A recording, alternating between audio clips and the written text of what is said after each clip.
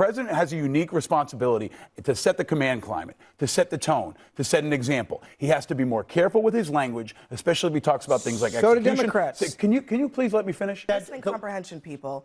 The worst ever is not the worst in my lifetime. We were all here on January 6th when he called the people breaking into the Capitol patriots.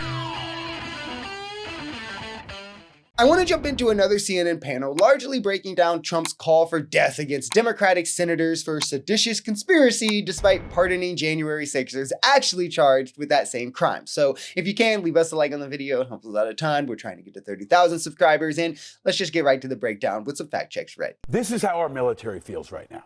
This is how the men and women of our military feel right now. They feel like they're in the middle of this. Yeah, every single day. Don't put out the video. I'm still talking.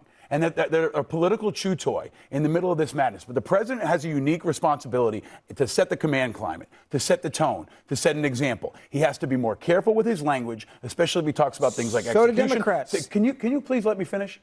I show you respect. Show me respect. Okay. That's what needs to happen in this country. And the president has to show respect. He has to show honor. He has to show integrity. Yesterday, he called a woman piggy. Now he's calling an astronaut who's a Navy veteran a traitor. He has to be more careful and precise with his language, especially because he's a commander. Democrats call him a Nazi. He has a unique responsibility. He is the president. They called him a Nazi and a fascist. And he is setting the celebrated when he got shot. Don't lecture us about words, please. All right, the sitting vice president also called him a Nazi, so don't. And we just made swastikas. I mean, the only elected official to have called Trump Hitler is J.D. Vance, and look how that turned out for him. But to pretend that there's like both sides to be had about the divisive rhetoric is insane, right? It's like levels above. It's like 100 to 1, right? It's showcased by whatever word you would even say the Democrats call Trump, fascist, whatever, Nazi, da-da-da. You can find videos of Trump calling Democrats that as well. And then on top of that, he calls for their death. He calls them radical Marxists, which to MAGA is worse than a fascist. He calls them thugs that were destroying the country, trying to poison the blood, steal an election, all of this. This is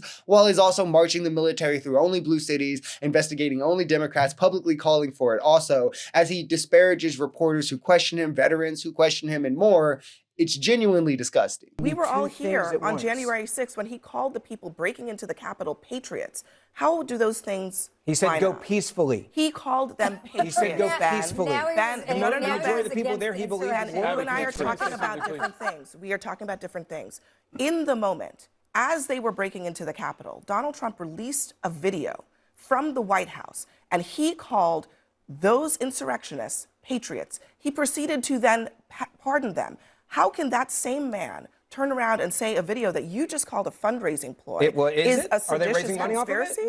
Are they raising money off of it? I think this might be the funniest part of it all, right? Because it exposes a lot of hypocrisy, and it's going to make MAGA have to scramble to 180 to try to like make this make sense to themselves. Trump is calling for Democrats' deaths on the grounds of them doing seditious conspiracy, yet he pardoned multiple people not only charged with exactly that, but convicted of exactly that, of which who were sentenced to far less than death, of whom he then said he pardoned because they were harshly punished, like punished too severely in an act of political weaponization. Meaning he's either now lying that Democrats deserve death for seditious conspiracy because he doesn't actually think that, or he was lying then that he thought that they were being harshly sentenced and he just wanted to pardon them because he says, oh, which one's true? Only one can be true, MAGA. Take your pick. In reality, he's kind of lying about both. But also, just because I kind of like find this point annoying, I want to address it. Trump in his January 6th speech mentions going peacefully one time. He says it one time at the very beginning of the speech, to which he then goes on to do all the hate. He says things like fight like hell or you'll lose your country. They never mentioned that,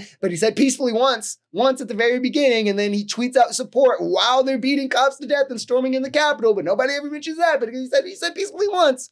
It's kind of sickening. You know, the other day I heard him say, and I mean, with all due respect, I heard him say, under Biden, we had the worst inflation ever. I don't care what definition you have. That was never the worst inflation under the last administration, period. It's a lie. It's not true. So when you get this dichotomy... When was it? Sorry? When was the worst then? Oh, because in my lifetime, it was Biden, by the numbers. No, 1920s. I wasn't alive in 1920s. No, neither was I, but 1920s. Okay, but so when the president said it, he's saying... No, sir. He said the worst.